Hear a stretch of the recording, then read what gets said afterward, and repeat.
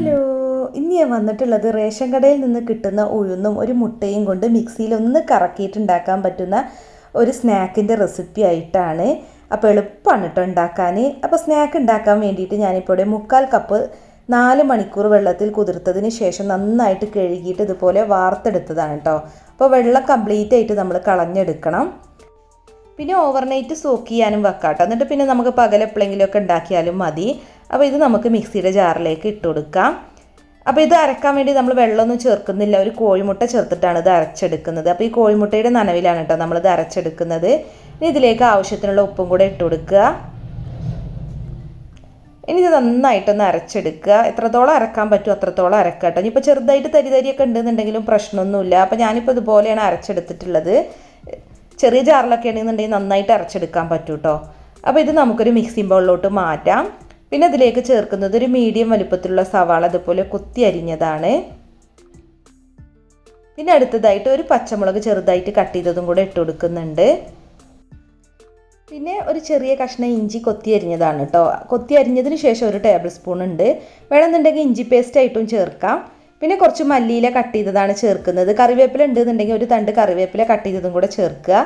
പിന്നെ ഒരു table spoon മുളക് പൊടി ഇട്ട് കൊടുക്കുന്നുണ്ട്.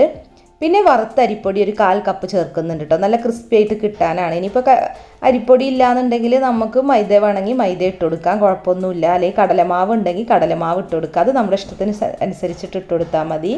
അപ്പോൾ എല്ലാം കൂടി നന്നായിട്ട് കൈകൊണ്ട് തന്നെ ഒന്ന് മിക്സ് ചെയ്തെടുക്കുക. പിന്നെ നമ്മളിതിലോട്ട് വെള്ളമൊന്നും ചേർക്കണ്ട കേട്ടോ. ഇനി കയ്യിൽ കുറച്ച് ഓയിലാക്കിയതിന് ശേഷം നമ്മൾ ചെറിയ വടയുടെ ഷേപ്പിലാക്കിയെടുക്കുകയാണ് കേട്ടോ. പരിപ്പ് വടയുടെ ഒക്കെ ഒരു ഷേപ്പിലാണ് ആക്കിയെടുക്കുന്നത്.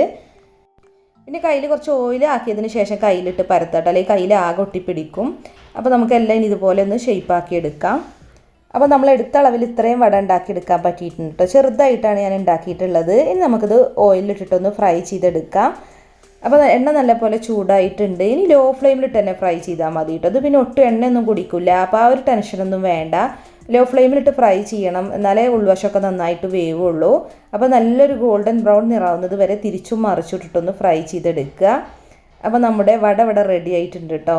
നമ്മൾ സാധാരണ ഉഴുന്നും കൊണ്ട് ഉഴുന്നുവടയൊക്കെ ഉണ്ടാക്കാറുണ്ട്. ഇതിപ്പോൾ അതുപോലെയല്ല കേട്ടോ. എളുപ്പത്തിൽ സിമ്പിളായിട്ട് ഉണ്ടാക്കാൻ പറ്റുന്നൊരു വടയാണ്. അപ്പോൾ ഒന്ന് ട്രൈ ചെയ്ത് നോക്കുക. പിന്നെ റേഷൻ കടയിലെ കിറ്റിലെ മെയിൻ താരാണല്ലോ ഉഴുന്ന്. അതുകൊണ്ട് തന്നെ എല്ലാവരും വീട്ടിൽ ഉഴുന്ന് ഒരുപാട് ഉണ്ടാവും. അപ്പോൾ ഉഴുന്നൊക്കെ ഇനി തീരുന്നില്ല എന്നുണ്ടെങ്കിൽ ഇതുപോലെ ഒന്ന് സ്നാക്ക് ഉണ്ടാക്കി നോക്കുക. അപ്പോൾ പിന്നെ ഉഴുന്ന് പെട്ടെന്ന് തന്നെ തീർന്നോളും. അപ്പോൾ നിങ്ങൾക്ക് വീഡിയോ ഇഷ്ടമായിക്കണമെങ്കിൽ ഒന്ന് ലൈക്ക് ചെയ്യുക. പിന്നെ നിങ്ങളുടെ ഫ്രണ്ട്സിനും റിലേറ്റീവ്സിനൊക്കെ ഒന്ന് ഷെയർ ചെയ്ത് കൊടുക്കുക കേട്ടോ. അതുപോലെ നിങ്ങളുടെ അഭിപ്രായങ്ങളൊന്ന് കമൻറ്റ് ചെയ്യുക. പിന്നെ നമ്മുടെ ചാനൽ സബ്സ്ക്രൈബ് ചെയ്യാതെ കാണുന്നവരുണ്ടെങ്കിൽ ഒന്ന് സബ്സ്ക്രൈബും കൂടെ ചെയ്യണേ. അപ്പോൾ മറ്റൊരു അടിപൊളി റെസിപ്പി ആയിട്ട് നമുക്ക് വീണ്ടും കാണാം. താങ്ക്